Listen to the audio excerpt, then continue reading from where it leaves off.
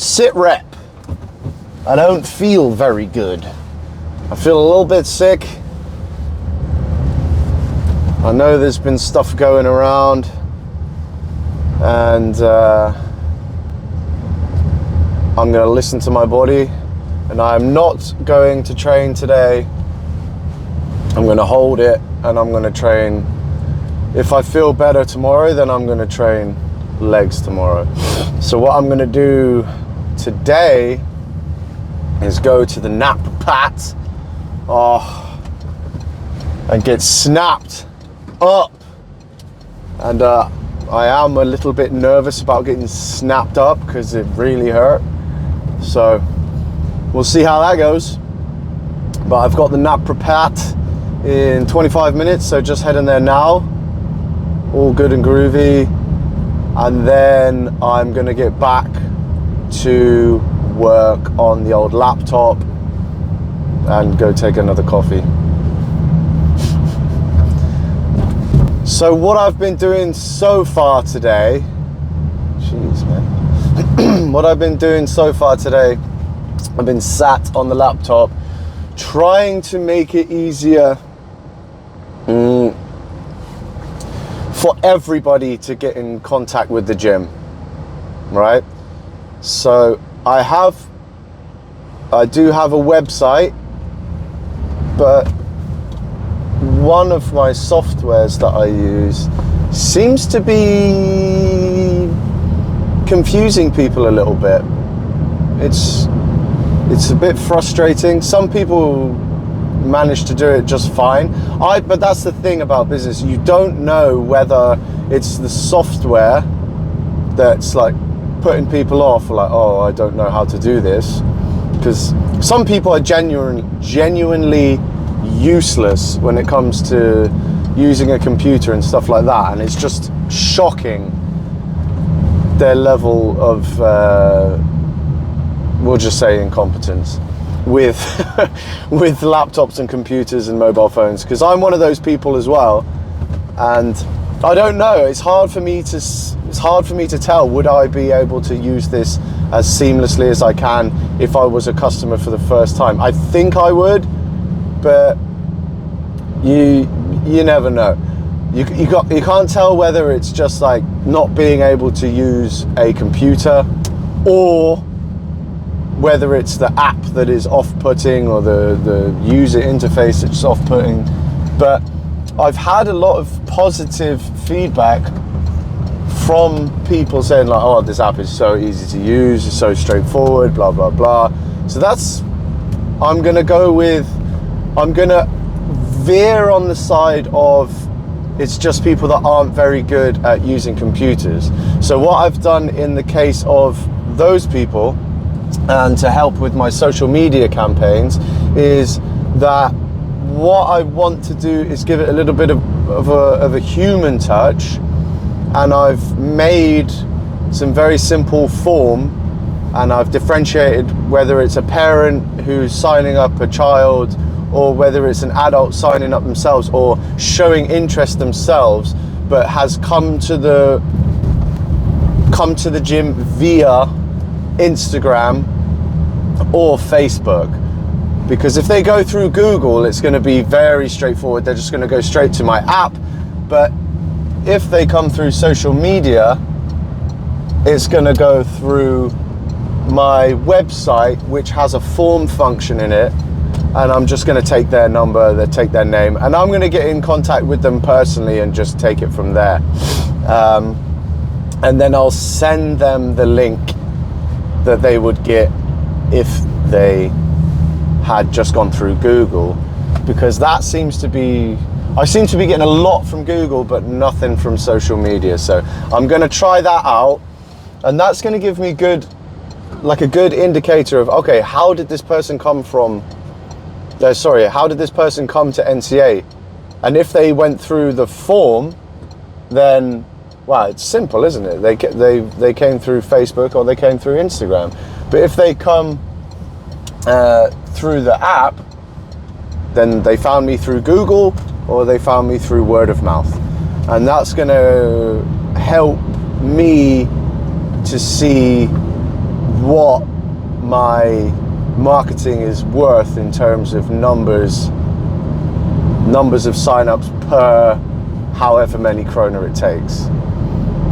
So that's going to be interesting, and then I'll be able to earmark them on the app, and I think maybe I'll give them, if they came through Google, then I'll give them like a red tag.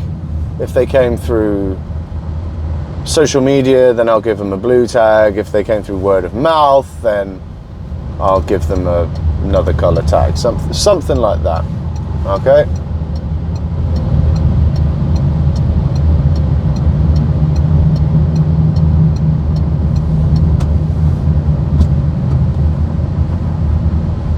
Sorry, just very aggressive drivers are quite irritating. You know when you try and merge in and it's completely legal and actually the done thing to merge in, and then someone tries to speed up to not let you in? It's a very silly thing to do.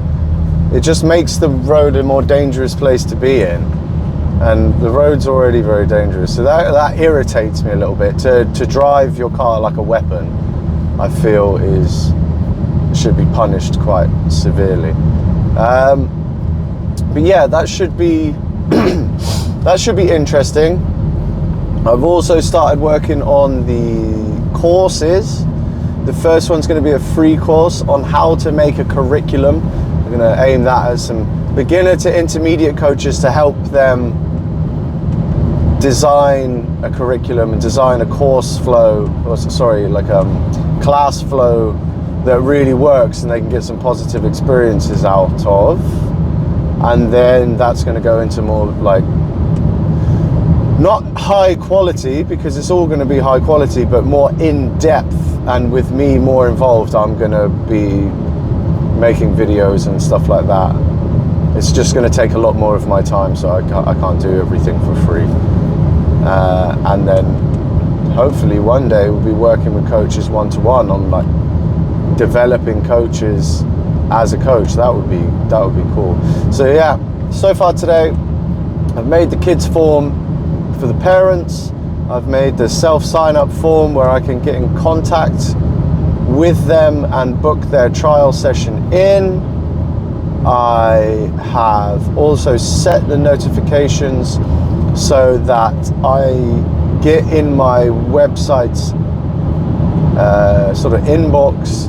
It just flashes with capital letters and says form, and then I can see them as quickly as possible. I've made sure I've got alerts turned on so I can get in contact with them as quickly as possible, and then get them into the gym to have a trial session. Gym was absolutely packed yesterday, so I want to keep the momentum going, and I want to keep these people in the gym because it's just so much energy when there's new faces in the gym. I absolutely love it. And I live in a student city, and I live in a student city that is a high percentage of students in this city. I'm pretty sure that this is a 200,000 people town. We'll say town. 200,000 people city, and I'm pretty sure there's about 40,000 students here.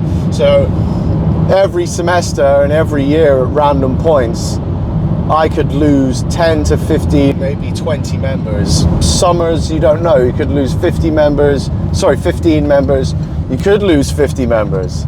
So it's really, there's really no like safe time of the year, because you'll get people that will quit in May and you're like, okay, that's that done. Oh, but at least they're coming back in August. It's like, well, maybe.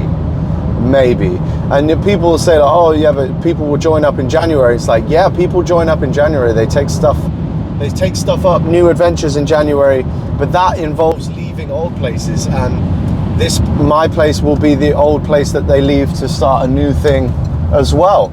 So it's just about doing the homework and trying to be as on point as possible, so I go in the black and not the red when it comes to members after these shake-up seasons, shall we call them, the New Year's resolutions, the summer holidays, that kind of stuff.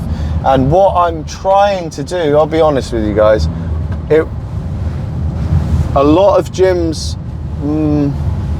aim at students, and I will make it a little bit cheaper for students to train at my gym. Of course I will.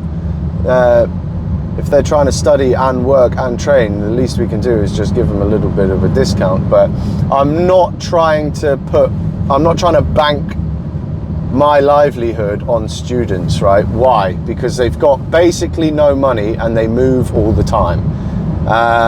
And also they're inconsistent, which I want for my members. Consistency. I want training partners that they can rely on to turn up. I want training partners that are going to be progressing all the time, so they're progressing all the time, so everybody's familiar and everybody is close in the gym. And that's harder to do with students. The students that join and are just hooked, that's great, that's fine, you know, that's not a problem anyway, but most students just come and go. It's really, I want my gym to be about people mainly that are like young, you know, they're coming through the teenage years, they need a positive role model, they need to stay in shape, but they are from here.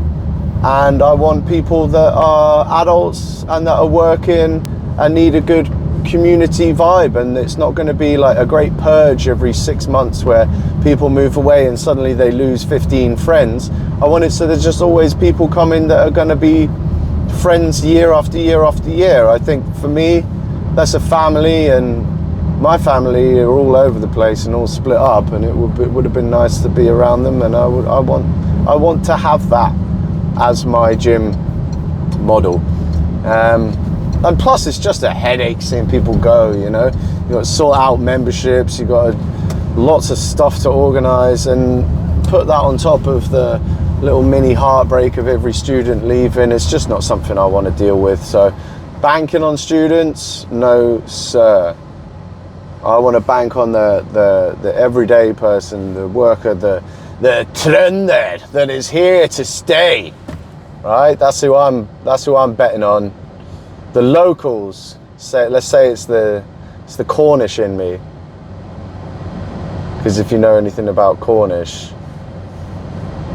they don't really take too kindly to anyone that isn't local. I'm not mean to people that aren't local, but I prefer to keep it local. I prefer to keep it consistent. So now I'm just parking the car up. Yeah, okay, nice. Thought I'd just gone through a red light then. Parking the car up, and then Jörgen is gonna beat the crap out of me for half an hour.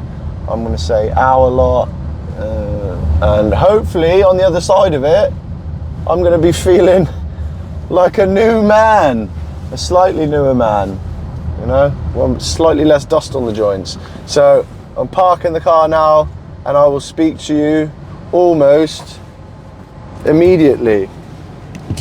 See pumpkins, look at that, wonderful. So pumpkins, how are we today?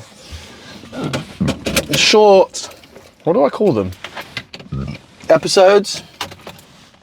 Short episode today. But that's only because the day's been intense, right?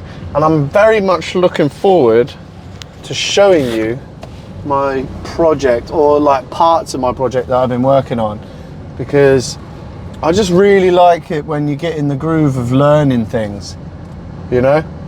And I think we miss that as people, and I think that's why having a hobby is such a good thing, of just constantly updating what you know or your skills and trying to learn new things all the time. And it's kind of why people fall out of love with lifting, is because they've just feel like they've completed lifting. It's like, all right, I don't want to get enormous, so why would I carry on lifting if I don't want to get enormous? Because I've done 1 million squats, I've done 1 million bench presses, and I just feel like I've completed it. And that's why a lot of people join, sorry about the silly hat, a lot of people join Thai boxing and stuff like that, is because it's more dynamic. And that's fine. That's really a valid reason to do it, because it is so much more dynamic. You're moving this way, you're moving that way. You've got all these little skills, and then putting it together in a sort of competitive environment is fantastic.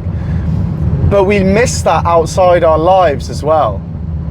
Outside in our lives, outside the gym, especially at work, right? And that's something I'm very blessed to have, is a world where I constantly have to learn something. And if I'm bored, it's usually because I'm not learning new things. But because of my job and me being completely underqualified to do the job that I do in like running a business and stuff, like I'm learning on the journey, learning on the job. If I'm not learning and I'm bored because I'm not learning, then that's really my fault. And I can imagine, like, when you get into the world of work, like desk work and stuff like that, I know that there's people that, like, they kind of have I feel like they have the same experience where they've sort of completed work. You know what I mean? It's like, okay, I do the same organizational tasks every day. I'm with the same people every day. I'm solving the same problems every day. So it's really important to change things up now and then. I don't know how I got onto this tangent, but thank you for coming with me on it. I don't know if it would be nice for me to put down, you know, film. Did you like that? When I filmed like the drawing of the gym and what it's going to look like? Was that nice?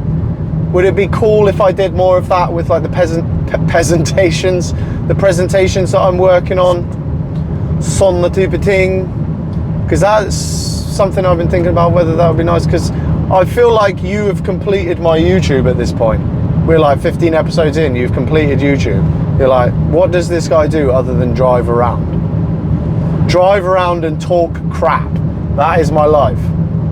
And for me, I'll do this for a long time. This is fine, because I've got a lot of talking to do, guys. Trust me. But anyway, short episode today, because I'm going to go pick up the old ball and chain from the guy. But very intense day. The Nopla part was great, and I like this guy because, you know what? He could have taken a lot more money from me. He could have said, yep, need to see you for the next 5 weeks, at least an hour a week. This is a big job. But he said, the work that you've been doing in the meantime, the hanging, the stretching, the carries and stuff like that, it's looking really good. I don't think I'm going to need to see you until after Easter. Wonderful. I thought that was blooming brilliant. So he did the neck crack thing again, guys. I'm not gonna lie. You can tell when he does it. He knows, like, that's another reason I like him. Like, he knows that I'm not okay with it, and I know that it's part of. Some people are just fine with it. They're like, yeah, right, crack on, crack. But I'm very like I react quite emotionally to it in a still sort of way. Like I don't scream and shout or cry or anything like that, but he can read me that it bothers me deeply, that I'm not okay with it and I do not feel comfortable with it. And he did acknowledge that in a very quiet and understated way, and he did have the opportunity to charge me a lot more money and said, no, I don't need to see you for about 6 more weeks. So I thought that was just absolutely credit to him. If you're looking to get snapped up or get something fixed, his name is Jørgen, and he works at Trondheim Naprapathma. So I'm very happy to recommend him as a naprapath, and a physiotherapist that I've been working with in the past, that they do different things and they treat people in different ways. So I'm very happy to recommend a gentleman, a friend of mine called Daniel Ngwenya, who works for 3T. He is a very good physiotherapist, a very intelligent man, a very personable guy, and yeah, he also had the opportunity to take a lot more money from me, but did not, and did his very best to fix the problems that I had, and did a very good job with it. So highly recommend those two as well. Tomorrow I've got a couple of PT sessions, feeling good about that. I got a hard gym session, doing a whole body thing depending on how I feel, if I get a good night's sleep. And I'm going to try and film some of the automations. I've found a really good resource to learn how to advertise the gyms, a system for gym advertisement on Facebook and for Instagram, so I'm fired up to do that. And I mean it, guys. I really want to hear if you guys are starting something new, or maybe Thai boxing with me was the new thing. I just want to know how it's going. I'm going to reach out to you. If I know that you watch this, I'm going to reach out to you anyway, but I would love to hear from you anyway, you know. And I might not be able to tell who you are from this comment section. It might be a bit more anonymous, to put the wrong emphasis on the wrong syllable. Oh crap. So you could even leave a, you know, an anonymous comment and tear me a new one if my services have not been what you expected. So by all means, crack on. Off you pop. Seems like we've got a little bit of congestion in the car park here. So you get a couple more minutes of me blabbering on. You can't really come out this way, but whatever really. So that's the plan tomorrow. Big workout, crack on with the marketing, and just hammer it. That's really what I'm trying to do. Just absolutely hammer it, guys. I hope you have a lovely, lovely, lovely evening. And I apologize that this was a bit of a short thing, but we'll catch up tomorrow. Cheers, pumpkins.